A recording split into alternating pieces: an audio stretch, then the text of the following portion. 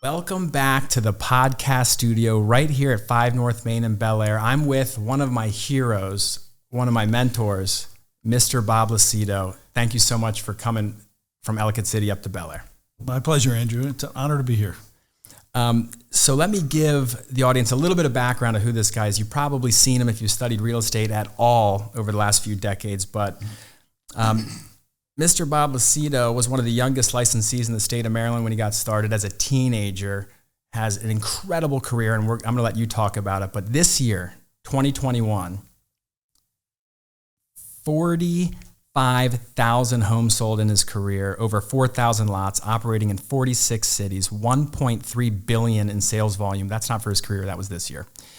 30 plus million in commissions. That's who we're talking to, and that's why he's what we call the GOAT. Well, I'm honored to be here. Thank you. First ground rule, call me Bob, not Mr. Bob Lucido. I still think and act real young, just like you. Well, Bob, when I first met Bob, I was a new home salesperson, and you would come into this new home sales models. You may or may not remember this, but you made an impression on me because here's a realtor who comes in full suit, big Lexus. But what you did differently than most people is you made me feel important. And you came in and said, "How you doing, young man? Oh, you're in a great industry." And it just immediately, you made me feel some kind of way. I'm like, I like this guy. I think he likes me. And we grew that relationship from there. And I do credit you often with, you were the guy that I wanted to be like and helped me have the confidence to say, I'm going to go do that. Because I could be a new home sales rep forever, nothing wrong with it. Yep. So thank you. Well, I started my career as a new home rep. I love new homes. And I want to compliment you and your entire team because what you've done is extraordinary. You went from being a new home sales representative, doing very well for Ryan Homes, and now you've grown a team with 22, 23 agents and exceeding many goals, and you've really grown up the ranks. I'm very impressed. I've always got to look over my shoulder to make sure you're not catching me. Hey, man, I'm not a sheep or a shepherd. I'm a wolf like you, Bob, just so you know. There we go. Or at least I'm trying to be. So I have a list of questions. Sure. Because you have quite the career, but just give you the opportunity. If you want to tell everyone a little bit about yourself, your family. I know you're super proud of, and you should be, of your awesome kids and that good stuff. Who is Bob? Well, first off, when we're talking to all of your agents here today, I'm just like any one of you, made many mistakes throughout the years, work hard every day like you all, and I'm still in the trenches. We have a very large team with some great team members and partners, but I still do open houses. I still knock on doors. I still do lead generation. I'll never get away from the basics. But I'm 63 years old, got in real estate when I was 18 years old. I've had the real fortunate blessing of having a lot of mentors and good people in my life is to coach. Right. So everything I share with you today, I'm going to also have like a coaching suggestion because my goal here today is to really help the people that are watching this in a podcast to help grow their business. So if we do that and helps them be better, then I will have accomplished my goal in driving out here. So I started out in new home sales at age 18 and had some incredible role models. I never was going to be a resale agent like you. Sold new homes for 9 years. Had a great builder that started me out, Richard Awalt, and a very wealthy Jewish man. He took me on like a son, Dick Dubin. And I'll get into him in a little bit. But actually, 41 years ago, I started with him December 2nd, 1980, to sell a new home community. He changed my life and being such a great role model for me and coach. So for 9 years, we sold new homes and then got out of selling new homes, then started a new home sales company, Builders First Choice, where we represented builders. So we were in 16 states.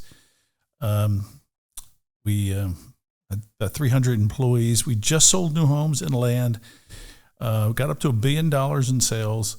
Life was great, and was doing that till I was 49 years old, until 2008. And I'm not sure how many people on this call were in the business in 2008, but if you were, I applaud you for being around because that was the worst downturn that I've ever experienced. I was around when rates were 21%, and that had its challenges. The dot-com crisis was challenging, but the worst was 2008 because you never knew where the bottom was. So my very wealthy Jewish man, Dick Dubin, who we went to Clyde's, He said, "Do you need $1 million?" I said, "I don't need any money. I need your advice." He said, "Close your company down now. I know it's going to hurt you because you care about people." So I went. We closed down the company, and it was the most humbling moment of my career. 6 months later, people said, "You were a genius. How'd you know to close it?" Because then everybody else was closing businesses. I said, I took the advice of a very, very successful man. And so I was looking around at what to do. And I said, you know something, I'm going to do this resale. I've seen people succeeding at it. So first mistake was I didn't get a coach. And I've had great role models in my life and people that were good mentors. But having a coach to look at your business, I've got a couple coaches right now. And I'm going to encourage everybody, number one, get a coach, an accountability partner. Critically important. I didn't get one. So I wandered and I went to Long and Foster for 30 days and they asked me to leave. So they just didn't think it was going to be the right situation there. So I left, and they're a fine company, by the way, but I left. And then I picked up the phone and called Remax. I'd love to come talk to you. Nobody back then was prospecting me like today. Everybody's calling everybody to try to recruit everybody. Right. So I went to Remax, and we were there for, I believe, 5 years, and left there in 2013 and joined Keller Williams, and it's been an awesome ride. And I'd be remiss if I didn't say that we have awesome team members, but we wouldn't be where we are today without my wife, Tracy, who started Bob Lucido team in 2008 with me. And then we also have 2 of our 3 children that work with us. Lauren is our director of marketing, and Robert plays an incredibly vital role in strategic operations, and he's actually living in Miami. And we've got expansion teams down there. So, well, your other son, AJ, just passed the bar with flying colors. Is he going to be making sure you don't get sued or anything, or what? Real proud of Jonathan, JJ. Okay, people call him JJ or Jonathan. Right. Real proud that he just passed the bar. So we officially have an attorney in the family, and he's living in Rhode Island and going to be pursuing, I think he wants to go into environmental law and be a litigator, be a courtroom attorney. So we're real excited for him. He'll be in real estate in a couple of years. So I've never asked any of my children to get in the real estate business. I want the kids, and this will be lesson number 2 for everybody here, is when you're coaching somebody or have children, I've always encouraged them to follow their passion, do what they're most excited about. Don't get into a business with me or you, just to follow the family business. If you want to be a school teacher, a police officer, whatever it is, my only requirement was you give it your best, you give it 110%, and you be the best. No, we're not going to. We don't want you to be in a profession you're not passionate about. Right. Well, I know your oldest son, and we'll get off the topic of your awesome kids, but he was a professional baseball player as well. So your kids, they swing for the fences and normally hit it.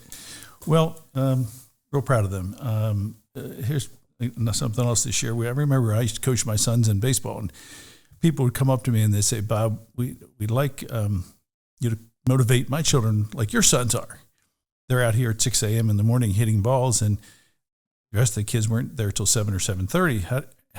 I said, I can't motivate your son. They said, "What do you mean?" I said, I can only create an environment where they want to do it. It's got to come from within. Same thing with real estate. We can't motivate anybody. Motivation is good for 24 hours and then it's gone. It's got to come from within. You've got to have the desire and the passion to want to excel. That is, no truer words have been spoken. They say motivation's like bathing. It wears off. That's why we recommend it daily. The people you surround yourself with, the books, tapes, CDs you listen to, and you're having goals in front of you, your vision board, is all of this is important, because every day, no matter what career you're in, I'm talking to realtors, so I'll just stay focused on the real estate industry. We get celebrated every day, and then at the end of the day, we get knocked down for something else. And you could sway with the wind here if you weren't rock solid in your goals and your vision and what you were doing, and you were surrounded by really good people. I've never seen a business where I feel so great in the morning, and then by the afternoon, I'm frustrated with something. But you've got to stay focused and rooted, and that's why positive books, tapes, who you surround yourself with really matters. This guy's talking about tapes. Now, for those who don't know what that is, there used to be this thing called a cassette tape and other types of tapes. CDs. CD. Yeah. Well, hey, even those are gone now. But you're absolutely right. Focus. I like the acronym for focus is follow one course until successful. Yep. Like you can't get off this track until you master it. But Bob, you went through the kind of the lineage of your career. Now you start when you're 18 with nothing. Catonsville Community College guy. We talked about this. Your kids went to St. Paul's. I'm going public school guy like you. And how does an 18-year-old go from getting your license to, hey, this guy Dick Dubin's going to let you sell all these houses? Like, were you just a really good salesperson? People will see things in you. Like one of the things I love doing is interviewing newbies. Like the person we just saw out on the street right there is one of your team members. He was a former bartender. I think he's going to be one of your top people. Mike Joseph, what's up? I love the passion, love that he's out beating, he's on the streets. He has got a wide network of people. I owe a lot of thanks to people that started. In my early years, I saw Judy Dorsey, Rob Dorsey's mother, in my neighborhood driving this fancy car. She was a beautiful woman. Looks like she was enjoying real estate. And I mentioned to my father one day, well, I wouldn't mind like trying to sell new homes for his friend, Mr. Awalt. So Mr. Awalt came into the liquor store. I was working at my father's liquor store. He said, would you like to sit in the model homes and sell some new homes? I'm like, sure. So it was a $4 an hour and $100 a house as a bonus.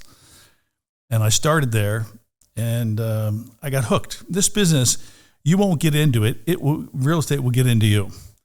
And I just became passionate about it, and that's kind of where it started. And then I kind of drifted. I didn't have any coaching. We ran out of lots, so I started selling floodplain property. I don't know if you all know what floodplain property is, but it's land behind houses that you can't build on. But I was selling that for Mr. Awalt. And we really didn't have any more lots. I wish he had acquired more land, but he didn't. So I interviewed with Xerox Corporation. I was going to be in copier sales. I had 13 interviews over a 9-month period of time. And I finally, the day I got hired, Gary Clark, who was very instrumental in my career, he introduced me to Dick Dubin. And I remember him telling me, on the way down there, this man's going to take you in like a son, or I'll ask you to leave in 30 seconds. So he offered me a job. He says, I don't think you can do it, young man, but I have 100% confidence in Gary Clark, and Gary's got 100% confidence in you. You're on a 30-day trial. So I got started December 2nd. The other salesperson, it's called Elizabeth's Landing in Pasadena. There were 686 townhomes. They hadn't had a sale in 2 months. First thing I did was go through the file box, the registration file, go through anybody that was ever in over the last year, called all those people and sold 5 houses in my first month, all from follow-up and calling, just basics, fundamentals of going back and calling people. So from there, created a relationship with him, and Elizabeth's Landing was my community, and I love it, and that's where I got started. That's where I started the utility lien business, but we'll get into that later. Utility liens. So how old were you? You meet Dick Dubin. You were about to go to Xerox. Thank God you didn't. You meet Dick. How old were you there? 22 years old. You're 22. Mm-hmm. That's how old I was when I got my license. Great. By the way, people should never use their age as a reason for a lack of success, or don't use it as that it's a hindrance at all. People love it that you're energetic and you're passionate, and if whatever you don't know, just let people know. I'm not sure. I don't have that answer, but I'll get right back to you. They really respect that. Don't ever wing it. If you don't know the answer, don't ever wing it. You'll lose all credibility. I believe that too. Everyone kind of likes to say, hey, you have time, you're young, go backpack Europe, you'll figure it out. And I've always been like, I am not casual about this. I got to go. Or I'm on to the next thing, like all the time, 24/7. And I think the agents who really make it, because let's be honest, this business is a struggle for most people. And it's the rich and the rest, and you do not want to be on the wrong side of that line. So, okay, so you start selling 5 a month, 22 years old, you're making a lot of money. It wasn't 5 a month. The first month was 5. And then it grew from there, and then rates started rising. We actually sold 192 houses when rates were 17%. So, that was 192 net sales. In the first year? I have to check. It was 100. I think it was a ton of real estate. I think it was the first year or the second year. So 192, settled 167 because I have a letter from his joint venture partners that's in my house. But that's where, through adversity, learned how to really sell. When rates were high, I learned how to create tax benefits. People were afraid of the payments. When you're selling payments, especially in a rising, now I believe interest rates are going to rise rapidly. You see the inflation. This is the same path that it took in the early 80s. Gas prices started rising. Then all of a sudden you have this rapid inflation. When you're selling mortgage payments to people, people look at the payments. I wasn't selling payment. I was selling the after-tax payment. Right. And I knew how to calculate after-tax benefits and what your real payment is. Like whatever say your mortgage payment is $5,000 right now, you're not paying $5,000. You're paying about $3,000 because you're getting 40% back in your taxes from your interest in your taxes. You've got to sell net dollars. So that taught me how to be I don't want to say a financial wizard, but it really helped me learn tax benefits and payments. Yeah, I got that training quite a bit at the Ryan Home Academy. Mm-hmm. But if you don't know what he just said, that's something to Google it. Look it up, selling the net payment. It used to be better before that SALT thing came through, but we don't need to go political. Yes. Because what I want to get on the course here is that's how you start. Now, let me jump ahead. In 2008, you closed your doors. You owned, operated, created Builder's First Choice in 16 states, flying helicopters around with 300 employees. So what the hell happened, Bob? We were having a great time, and I'm going to backtrack just a second because I had a thought here. I've always considered I'm a passionate athlete, and I wanted to play pro baseball. I didn't get drafted, but my one son did, and my other son played college baseball. To me, real estate is a game. When you stop having fun at it, it's time to leave. To me, you're either alive and growing or dead and dying, and this is a game for me to see how big we can grow it, how successful we can be, and all of our partners can be, and it's fun. We never set out to be number one in the world. Our goals when we first started were to be the most respected and admired team on the planet, for everybody on the team to have fun, and for everybody on the team to make money. And I said, if we can have those goals, we're gonna be very successful. Being number one was a byproduct. So we keep growing and learning every day, making tons of mistakes, and I'll encourage everybody to, again, get a coach, but keep learning and keep growing, and don't. I'm going to give you some lessons today will save you millions of dollars, because I've gone there and I've made some of the mistakes the hard way. You've already given some to me when I called you a couple of weeks ago, and I was sharing my goals with you, and you said, young man, I think you should have a profit goal, not necessarily how many houses are you going to sell goal. And I'm like, of course. It's Bob, but when Bob Lucido says it to you, you pay attention a little bit more. Well, there's a time for, like, we invest a lot back in the business, but you need to focus on your profit. There's a great book, and Gary Keller, whenever I meet with him, in fact, I was just with him last week, just a couple of people in a session in Austin. Gary always has you read a book before you meet him. About a year ago, he said, before you come in this room, you got to read Profit First. And it's about building your business around profit first. You take your profit out first, and then you back in everything else. I was always, something, I've got some other businesses. Let me just reinvest. I like reinvesting in the company. I like growing and doing stuff, but you need to stop and focus on your business. And it's about the profit. It's not the top line revenue. We knew we could grow. We went from $250 million to $850 million in 5 years. We knew we could grow the business. Now we're laser focused on profitability so that all of our partners are incredibly profitable. And that's what it's all about, is about, are you profitable or not? The vanity metrics of selling, we may do over $2 billion in 2022. That sounds great, but what I'm going to be more impressed with is if our profit goal is aligned where our goals are set and where it should be. So, yeah. They say GCI's ego commission income, not gross commission income. It's all about the net. I was never ego focused about that. It was about just growing the business and then taking dollars and reinvest. We're debt free. We would open our offices, put $1 million into the one in Ellicott City, $750 or $8 million into the one in Baltimore County. We've been having great environments for our team members. So now I hired the right people. You want to write this down, everybody. This is huge. I've had some wonderful people associate with me over the years. I've had some wrong people in some good people in the wrong positions. When we really did an analysis and brought in Jack Mazza, and I hate to say he's my brother-in-law, but I didn't hire him because of my brother-in-law. He was vice president of Gartner Group, which is a technology company. He's Wall Street and corporate focused, and everything is fact-based. Everything is. I'm a ready, fire, then aim guy. He's a ready, aim, then fire guy, and everything gets measured and processed through Jack, and it's been different for me because I just want to drive down the road. I got an idea. I'm like, let's do it, and we're all kind of like that in this business. We're all kind of idea-oriented, action-oriented. Take those ideas, now put them in the processor, and let's evaluate it before we take action and waste money and time. That's where you are now. But here's the thing, Bob.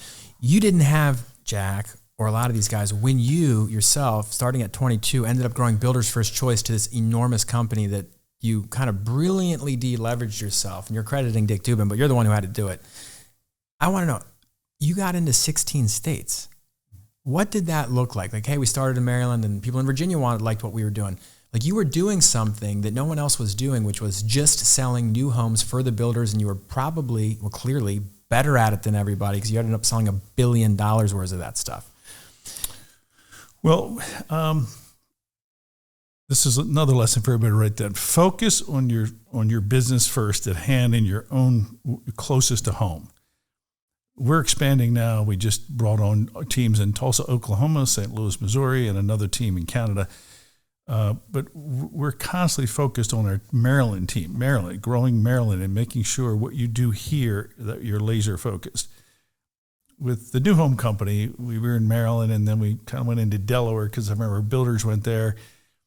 Then one of my builders went to North Carolina, and it just kind of grew into these different areas. Kind of like, and we were getting ready to do a condominium project in Las Vegas for Paris Hilton's family when the market collapsed. So it was exciting. I had 20 key people working with me, managers, and I was having a blast. I mean, I only did what I love, and if you want to stay in this business for a long time, like, I'm never bored. I'm passionate every day. I only do what I love to do. Going belly to belly, face to face with people.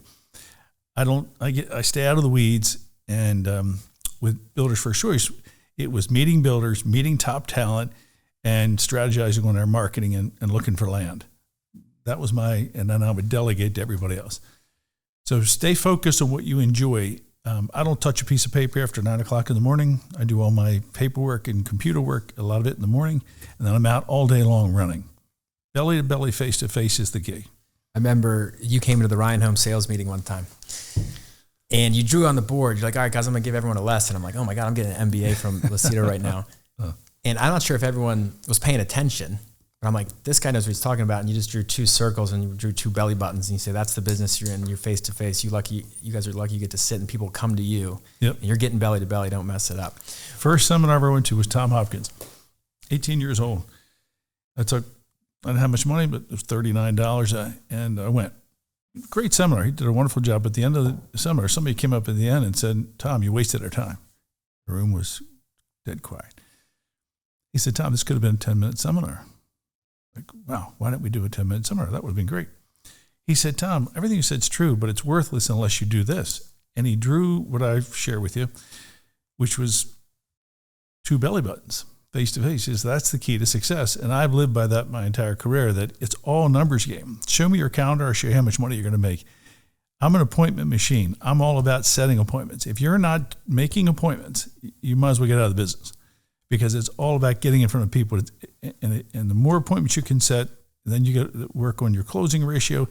That's the key. If you're not setting appointments, just get out of the business. It's all about the appointments. If you're not meeting people face to face, I've listed a couple houses yesterday, and I also met with somebody yesterday who I know is not going to list for 2 years. But I said, I still want to meet with him. Laid the foundation. Now they'll be on my follow-up system program. It's going to be $1 million, $1.2 million listing in 2 years, but they might go sooner. So a couple things before I get back to Builders First Choice. I want to talk about the utility liens and follow your career this way. But you told me something when I asked you for advice, and I asked Bob for advice. I try to ask advice from people who have been there, done that, and who are believable. Because you can get advice for anyone, but you got to be aware of the vice in advice. Don't take advice from people you don't want to be like, is my thought here. But you said, I was like, man, you're wearing a suit to lunch. You're always wearing a suit. And you say, Andrew, I wake up every day and get ready to go on $1 million listing appointment. Every day. And I was just like, a kind of light bulb flashed. And in my head, I'm like, well, that's probably because he does. He actually does go on. But ever since then, I'm like, I'm tucking my shirt in. I'm never showing up to the office without some slacks on. And then 2, if you remember this lunch, I was asking you how you auctioned the property, because after all the bozos got done with, well, I shouldn't say bozos. When all these people got done trying to sell Ripken's place, you took it and sold it like that. And you gave me the crash course in auctions, which I still haven't taken action on, but one day I will, and I'll probably call you again. So that was just 2 points. And I know you got something to say. Builder's first choice, you're doing all that stuff, flying around, delegating to 20 people, you're raising 3 kids, all before 50. Yes. Who you hang around with and who you have on your team. And my wife, Tracy, was a full-time mom at that time. And her daughter, Lauren, playing national tennis. She was ranked, could have turned pro if that was the route she wanted to go. She so proud of her. She set all the records at Bucknell for women's tennis. She was playing throughout the country. Our sons were playing travel baseball around the country. It was fun. Our lives are great. Those days are so special, and I encourage anybody here, young kids, don't miss any of your kids' events. Pencil it in like it's a $1 million listing. It is crucial. I didn't miss any of their games. But you had a helicopter, Bob. No, I didn't. My partner Dwayne has a helicopter. So we just drove a lot. But anyway, make sure you attend your kids. That's so important to be there for them. And I loved it, every minute of it. I wake up every day, and I listened to this from Dennis Waitley called Positive Self-Expectancy. Every day I expect to list a house. I planned my calendar today for this, and we have our expansion teams coming. We have our team party tomorrow. It's at the Perennial House, and it's going to be awesome. And we've got probably 200 people attending. So I plan today, and we're going to be with them this evening too, to not have any appointments. But I plan on having an appointment today. It's not on my calendar yet, but I'm going to get a listing appointment today somehow. I expect that.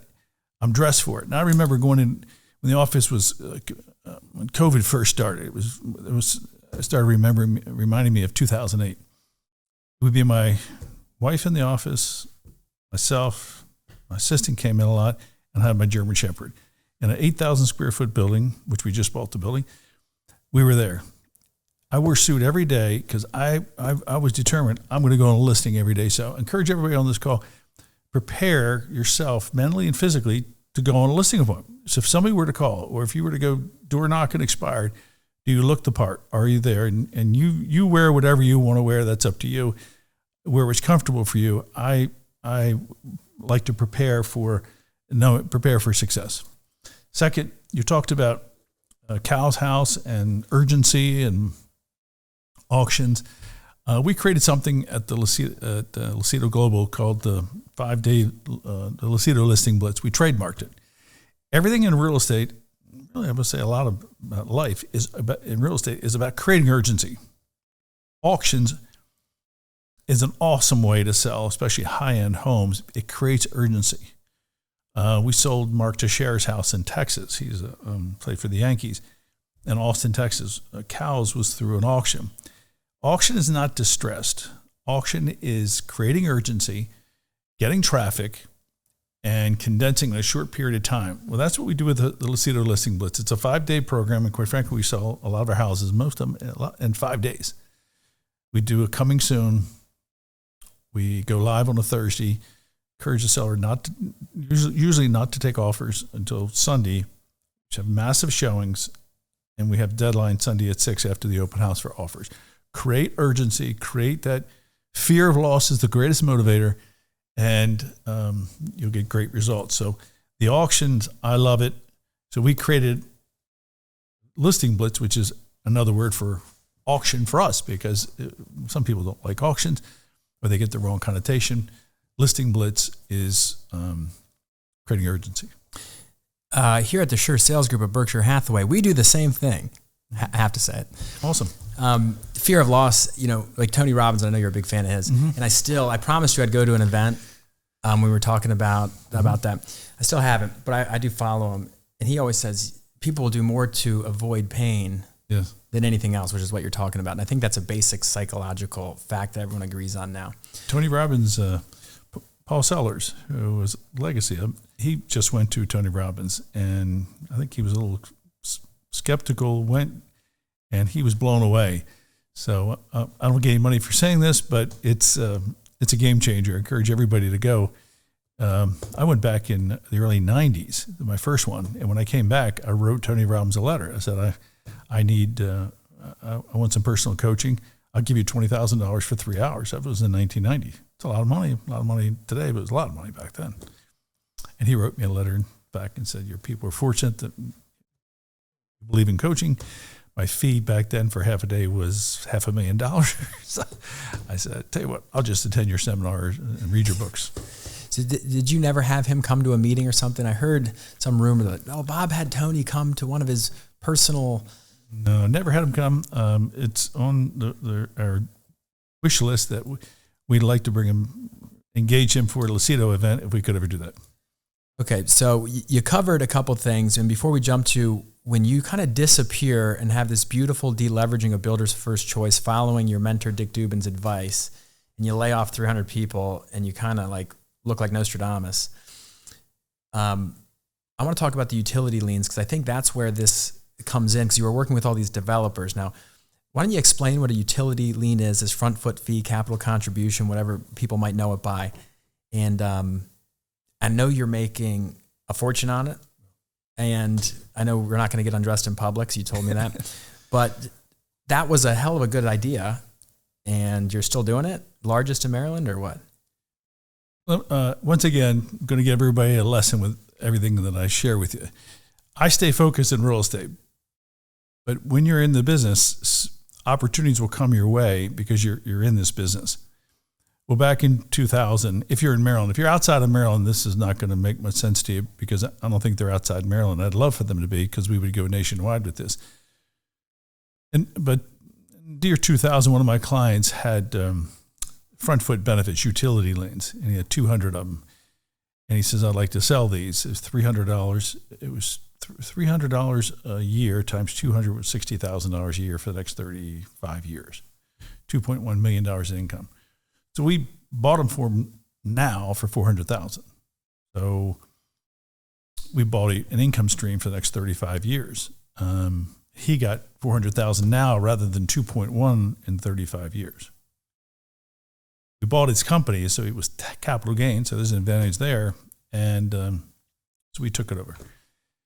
We liked it, and we bought some more, and then we bought some more, and so I have one of the best things is I've got great partners in that business, and my best man at my wedding and best friend Bill Dwayne, and he is my partner in the utility company with Bobby Goodyear, and we buy liens, and Dwayne handles just about everything. Know who you are. You want to write this down. I know who I am. I'm not an accountant. I'm not a fix-up guy. I am a rainmaker. I know how to make it rain, whether it's buying shopping centers or whether it's buying utility liens, or I know how to make it rain, whether it's getting builders, finding land. I don't try to be somebody you're not. I'm not a technological wizard, so I hire technological wizards. I hire where I'm weak. Dwayne is everything that I'm not, and that's what makes us a great partnership. So we started buying the liens and buying them from developers and national builders, and now it's a very large business that I don't spend more than probably an hour a month on.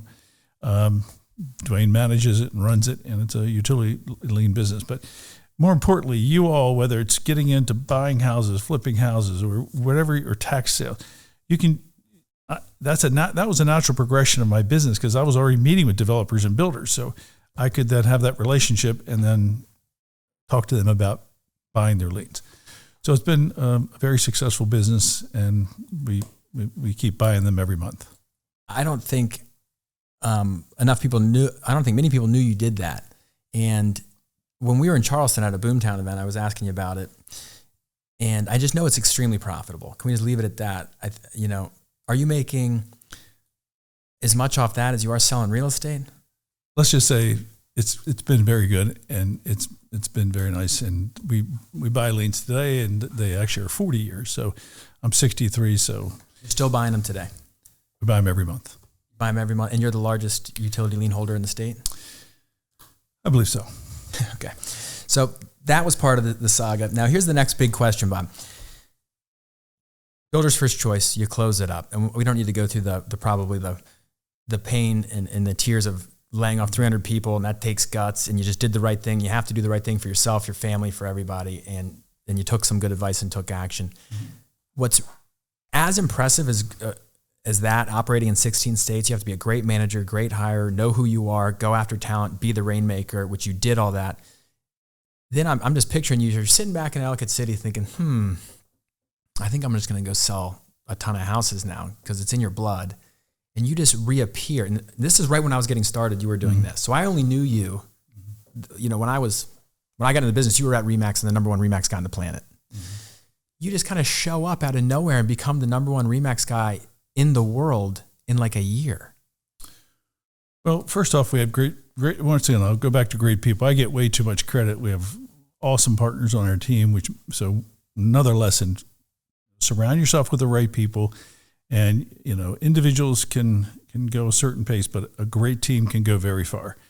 So, we had some great hires. We had some not so good hires. So, we now have a more of a selective and careful hiring process. I go more of the gut, which is not good. Sometimes it's a winging process. So now we have a more structured process on selecting people. I'm learning that the hard way. Going from your gut all the time is not probably that good. Because I always and you're probably the same way, you see the best in everybody. I just see so much potential. And then I'm starting to realize as I get older and I have my own family and kids and everything else, it just changes you a bit. Yep. And like you said, right when we were getting started, you can't really motivate someone else. And it's painful to go through the process of trying to. There's 5 things that we look for when bringing on when I look for talent. Number 1, Warren Buffett, who owns your company, says if they don't have this, the interview's over. So 1's integrity. Number 2, they got to be a team player. Cal Ripken, when the streak was the big thing, they were going through a possible baseball strike. He said, streak is second. What's more important is the team, and it was all about teamwork. 3, they got to be coachable. We've let some of our top people go over the years. They've got to be coachable, and they have to have they got to be willing to work as a team. You can have a top producer and have great production, but it's a cancer to the organization, and it hurts the GCI, it hurts your bottom line short term, but long term, it establishes standards and helps you go further. Number 4, they have to have a servant's heart.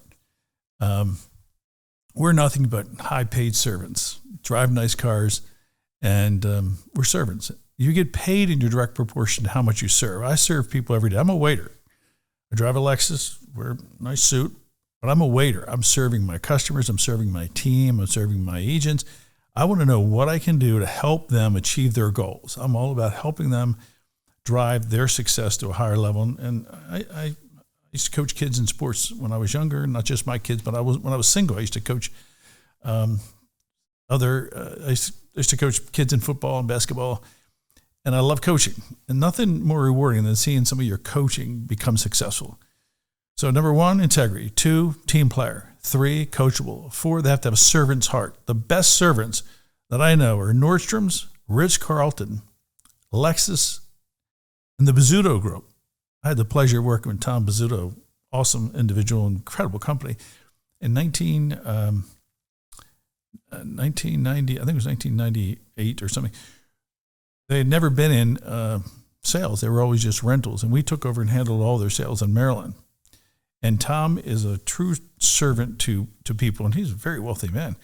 But he got upset one day when the coffee mugs or the napkins in an apartment complex, condominium complex, weren't all consistent. He said, if I have to drive through one of my communities and I make a lot of money, but they throw apples and oranges at my car and I'm not respected driving through, then it's not worth it. I want to take care of our customers. And he's all about the customer and really ingrained into me. So we got a local success story here in Maryland that he's nationwide. And I had the pleasure of working with Tom Bizzuto directly for 13 years. Great company. And number 5, and this is critically important, they have to have the tiger in their eye. They have to have the passion and the drive. I love the fact that people have great educations. I have a college education. I didn't do very well in high school, and my kids have. And I told them, you have the pleasure of going to these very nice colleges, but the world's full of a lot of lazy, smart people. We're not going to have that. You're going to earn everything you get, and there was no easy tickets at our house. So if you can combine great education with a passion to excel, and I feel that's one of Tracy's and our greatest accomplishments as our kids have great educations, but they're passionate at everything they do and they have incredible drive, that is going to help make them successful in life. So I look for people that have that drive. And we just picked an incredible town out. Tracy and I go to the restaurant locally, Ironbridge, and the server was just amazing, and we loved her. We ended up hiring her. To sell real estate? She's just got a promotion. She was one of our personal assistants. And then now she's handling our database, and she's working also with some buyers. She's going to be a superstar. I'm telling you, she's got everything, and she's got that drive. You can just sense it when you're with somebody. They've got that passion, and she gets rejected or something, she's okay. She comes right back. She dealt with incredible personality types. I love hiring from the hospitality industry, hotels, restaurants, bartenders. They're awesome. So is that how you grew it? I mean, because you literally did become the biggest RE/MAX guy in very short order. And I remember just talking to some of the older people as I was getting into the business coming up. Everyone's like, "Who? What, how?" Just overnight, it was just like, bam, hey, welcome, Bob Lucido team. And you did the commercials and you started spending money. You marketed yourself. Do you accredit that just to finding the talent? And of course, I know you had a good team, but it was the Bob Lucido team. Well, it's a lot. It's a lot of having the right team, having great team members. But, and again, here's another note for you all to write down. This business is hard work, and it doesn't get any easier. And a lot of hard work in the trenches. I had to when I got out of new home sales, and, I'll share with you one of my goals to be a millionaire by the age of 30, which I accomplished. But when I was 49 or 50, when we closed Builder's First Choice, lost millions of dollars during that period of time. It was a very humbling time. So when I got into resales, I had to, I wanted to reinforce that I had to get back to basics. Who you were before didn't matter. That that I had this big company. I'm starting fresh. So what I did is I started knocking on doors in my parents' neighborhood. 64 doors, introducing myself. Anybody who wants to buy or sell a home. I had to tell myself that I'm getting back to the basics. I'm going to set the example for the rest of my team and lead by example. And today I still love knocking on a door. I think it's your best asset. So I started that, and other people started seeing it. And then we attracted some great talent, and I'm still in the trenches. So we still sell houses then, and we still sell houses now. That's one of my favorite things about you. And one of the things I've always admired among many things, Bob, is a lot of times people, when you get to your level, or I think in your world, in Keller Williams' world, and you're the number one Keller Williams agent on the planet Earth, this solar system, that would be you. They like to coach based on the book, and Gary Keller's a genius in my opinion, love him. Once you're at that 7th level, it's time to get out of production and go find other businesses. Now, we all know you have other businesses and shopping centers and a boatload of profitable investments, but you never stopped leading from the front. And that's what I remind myself. And my partner, Joe Sacchetti, who took me under his wing, he always said that about you too. And he's like that. So when people often tell me, hey, you're selling whatever, we're going to do 500 plus deals and 180 million and we're hoorah, I'm thinking that's scratching the surface for Bob when he was my age. And he still does open houses every weekend. And he's taken all the listings in that Route 40 corridor in 21043. And that was never lost on me, but people tell you not to do it and you keep doing it. Why is that? One, I think I'm more relevant and I'm able to relate to people better because I'm in the trenches just like them, so I know what they're experiencing. So now we have teams all over the country. We're in 46 cities and in Canada. So I'm able to coach my teams better because I'm doing what they're doing. In fact, I just started something yesterday. I'm not pleased with, I want to list more houses. I want more. Bob's not pleased, guys. So I just sent something out to the team yesterday. I said, I'm starting a new habit. And you got to change your personal habits, and everybody's got their habits, whatever they might be. So I was working out in the morning and doing paperwork at the house and having my quiet time there, which is great. But I'm going to go into the office at 9 a.m. on Tuesdays and Thursdays, physically be there for 2 hours doing lead generation. And I want my team, if they want to be there with me, and we're going to get back to the basics because I have an immense amount of follow-up that I don't think I'm doing well enough. So you want to look for your areas that you don't kid yourself. I think there's some things we're doing really well, but there's some things I think I could be doing better. So I'm changing some habits because I want to be better. I'm keep challenging myself. This is what keeps me alive, and I have no intention of retiring. It's what keeps me alive and growing, and I do have big goals to reach, for our team. You remind me of something that Michael Jordan said in The Last Dance, that documentary. He said, I've never asked anyone on my team to do something I'm not willing to do. And that's called leading from the front. And that's just something I really believe in and hope I keep doing that. Because I'm young. You got, 30 years on me or something, but that's a long road. You talked about how hard the business is. And people... I'm on TikTok now. I was joking. I did a TikTok with you right when you got here just because I wanted to catch some Lucido steam. People are always take jabs at realtors because there's so many of them, and a lot of people don't take it seriously and oh, what a joke, or you're a realtor. And it's like a job that doesn't get the respect that maybe some occupations do. Mm-hmm. You've done it unbelievably well. What do you say to those people who are like, oh, a realtor, oh, they're going away. I can't wait till they disappear. They're like travel agents. These people are just fee pirate scum. Well, each person, listen to this, you got to create your own value proposition, and you've got to differentiate yourself from all the competitors, why you're different and why they should go with you. I always believe that you got to hire the best, whether it be a same person gave me this advice when I was 18 years old. Bob, you need 5 key people in your life. Hire a lawyer, CPA, insurance man, stockbroker, and I think it was financial planner or realtor. I'm the realtor, so I didn't need that person. All those people have been in my life for the last 40 years. I changed my insurance when my insurance man retired. So a lot of my key people are retiring, so you got to make sure you have a bench. But I had my stockbroker, my lawyer I sold a house to in 1984. He's been my lawyer for 37 years. CPA, 35 years. I've got key people. Now, I'm going to relate this back to you. When you're out interviewing and talking to people, they've got to realize you are the best. I just had a little something on my nose that my future daughter-in-law, who's a dermatologist, said, you better get that checked. So I had to do a biopsy. Luckily, it wasn't cancerous. I went to an incredible plastic surgeon. And I asked her, I said, do I have your permission to mention your name? Because I've never once asked you how much you're going to charge for this or something else. And she said, sure. I said, you're one of the best. And I don't care what your fee is. I want to look like I normally would look. I don't want to look. Don't want it to look badly. I always hire the best. You got to convince your clients that they're hiring the best when they hire you.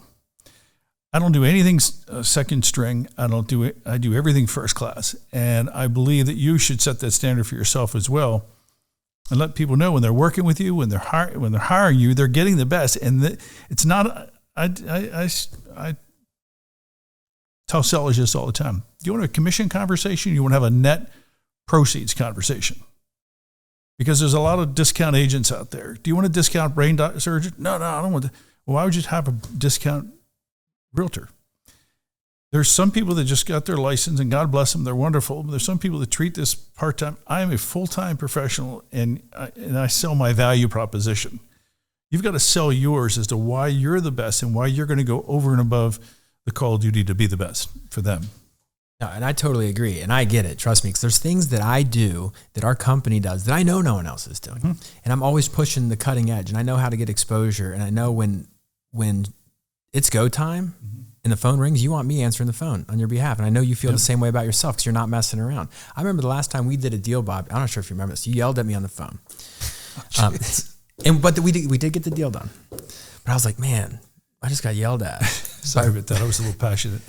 Well, you were representing your client, and I was representing mine. And we don't need to go into the story, but you started yelling at me. And I just started yelling back because I didn't know what to do.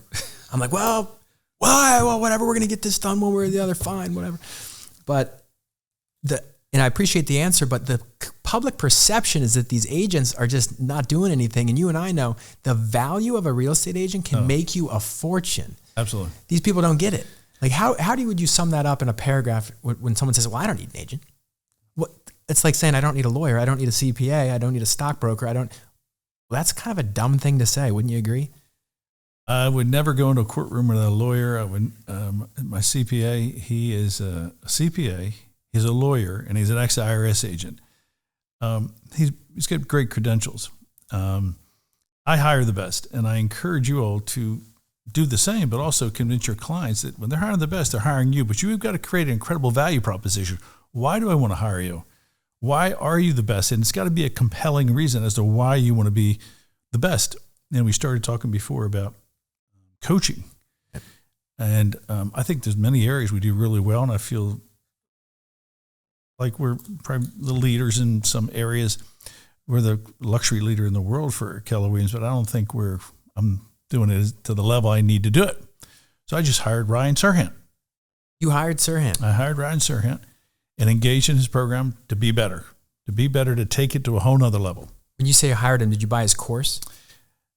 I'm in his coaching program. Yeah. The highest level coaching program. Yeah. So I was in the program for a little bit. Mike Joseph, you met outside, the ex-bartender, now phenomenal agent. He's all in on that. What's funny for me is people tell me I look like him all the time. I get it once or twice a day. So I'm so lucky that my doppelganger happens to be the number one agent in New York City and one of the top guys on earth. It's funny you mentioned him too, because I was thinking, when Real Trends comes out, and this is something these agents, this is just straight facts. This is how much you sold. And every company's got your chairman's circle, diamond, lifetime achievement. No one cares except the people in those individual brokerages. But the Real Trends doesn't care about that. How much did you sell? How much commission? And it's always you and Serhant at the top. And I think you'll probably be number one on planet Earth for real estate commissions in 2021 if we're looking at 1.3 billion. Are you expecting to be number one for anybody anywhere? I know you don't care about there's some other great competitors, and there's some at Keller Williams who have merged and created larger teams. We don't really we look at it, but it's not a driving focus of ours at all. Andrew, our driving focus is how can we add more value? How can I make my partners even more successful? Like we just had a partnership with an amazing leader in Kansas City, Edie Waters, just wonderful. And we just partnered with her team. She's a $152 million a year team in Kansas City. I'm looking to add so much value to that team and grow it even more. Now, she's brought on a couple other teams onto our team. This is what excites me in the morning, that when we can grow our teams all over the planet and go deep and change the lives of these agents and leaders and make a lot of people wealthy. Everybody's winning. Everybody's having fun. They like what we're doing. It's accomplished my 3 goals, and I'll never go away from those 3 goals. So if we happen to be a certain level, I think that's awesome. We're talking to some very, very big teams right now, and it's fun. It's playing the game. And what I found is that when I was talking to lower volume teams, and nothing wrong with a $10 or $15 million team at all, it was a little more difficult for me to close that or to see the vision. The bigger teams get it, and they understand it faster, and they appreciate what you bring more than some of the other teams. Well, Bob, you took me through the whole timeline of all the stuff I wanted to talk about, from being a kid, getting into the business, builder's first choice, to Remax. Now what you're talking about now is Lucido Global. Lucido Agency, what are we calling it? We're Lucido Agency and Lucido Global. Mm-hmm. Mm-hmm. Yeah. In certain areas, like in our brokerage is Keller Williams Lucido Agency. We became a brokerage. But like in Delaware and certain states, you got to use global. You can't use certain names. Okay, so I have a couple questions about that, and then we'll wrap it up. So you are your own brokerage now. Mm-hmm. So your Keller Williams Lucido Agency is its independent brokerage outside of Keller Williams. We are part of Keller Williams. Right. It's Keller Williams Lucido Agency. Okay. So we are our own brokerage, and right now the sole team in there is the Bob Lucido team. We've not gone the brokerage route of bringing on other teams. We're focused on growing the Bob Lucido team and helping people grow their business there. I know there's a lot of focus on everybody having their own team and that's good for some people if that's what you choose to do. There's one agent in Keller Williams. She's amazing. She's on a 50-50 split. Sold 220 houses last year, 2 years ago. Netted for herself $550,000. Net, no other expenses. And she didn't work weekends or evenings. She brought on 2 assistants to work together with her, and were her showing agents. And she was a buyer agent and did 223 transactions as a buyer side. For Lucido Agency? No, not for Lucido. And she's actually now turned into a coach for Keller Williams, and actually coaching one of our top people. There's a lot of ways to skin the cat and make money in this business, is what I've found in my first decade. Find out who you are, then figure out what model. And I was just with 5 of the top people in the world with Gary Keller. We just had a private meeting last week in Austin. I flew out there for it. And we concluded, we're looking at these people, like everybody's model is a little bit different. And what I try to do is take bits and pieces from each person and try to be better. That's why I'm always trying to learn to be better. And I learn from these people. Like, I'm embarrassed to say this, we didn't have an ISA until 2 years ago. We went to $850 million with no ISAs. Now, we hired the number 1 ISA in the world for Redfin.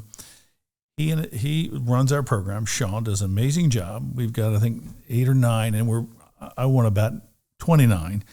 I want to grow them in all my expansion locations all over the world. We should have had these sooner. If we would have been much further than where we are. But we're doing it the right way. Everything we're doing right now, I'm so excited. We're doing it right. We're doing it right because we made a lot of mistakes and we corrected. We were in 27 cities in the first 6 months of expansion. But we were in the wrong cities. We cut back to 13 because we had the wrong people. Good people, but wrong people. So we now are doing it differently, and we've got better processes in place.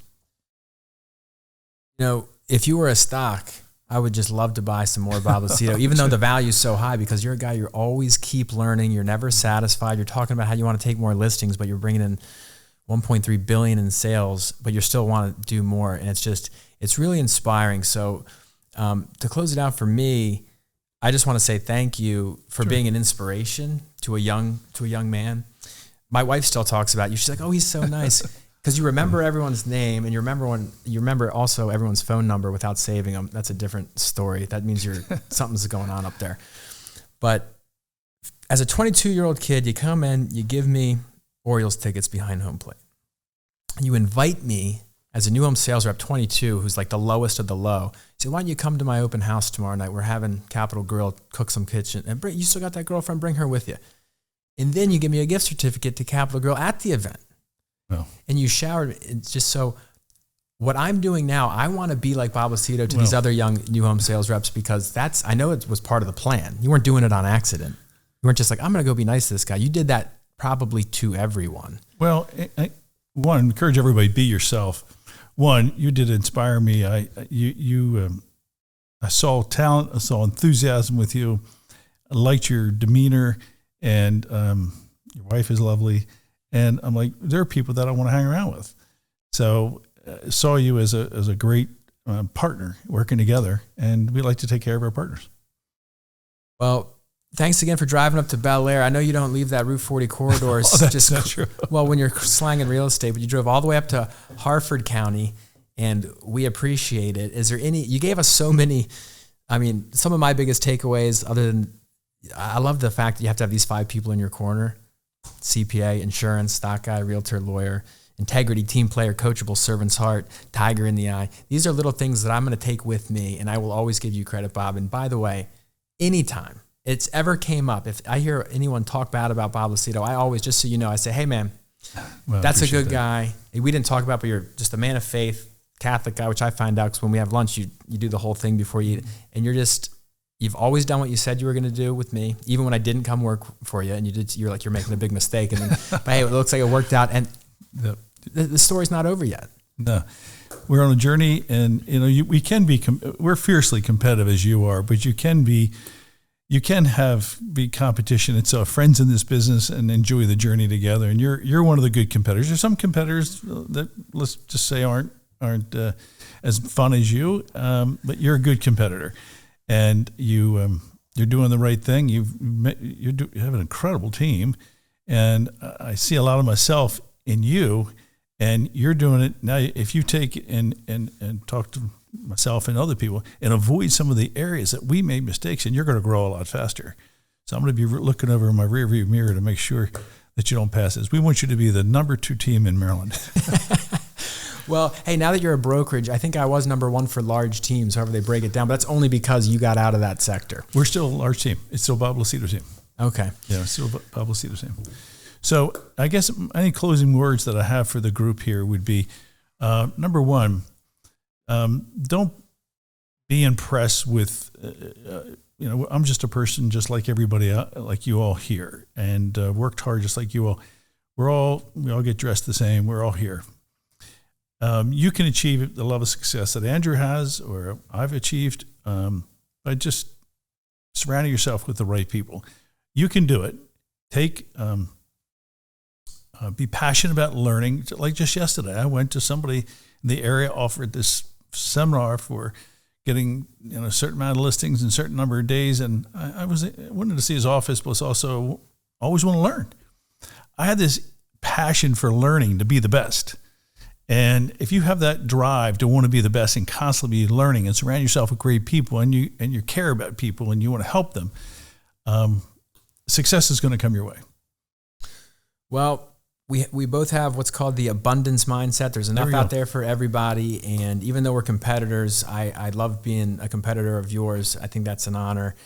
And let's just close it out. This is the second time I've been here in the podcast studio with people I just respect at a tremendous level. So 5 North Main, Bel Air. You heard it from Bob. Just call me Bob. From Bob Lucido. and YouTube, the old commercial, "There's only one Bob Lucido." It's one of my favorites. Oh, that's the one with Cal Ripken and the 5 Bobs at the movie theaters. It's the 5 Bobs. There's only one Bob Lucido. Well, Bob, thanks again, man. Sure. My pleasure. See ya. There we go. Thanks, Andrew. Thanks, everybody. Thanks for being here. Yep. Bye-bye.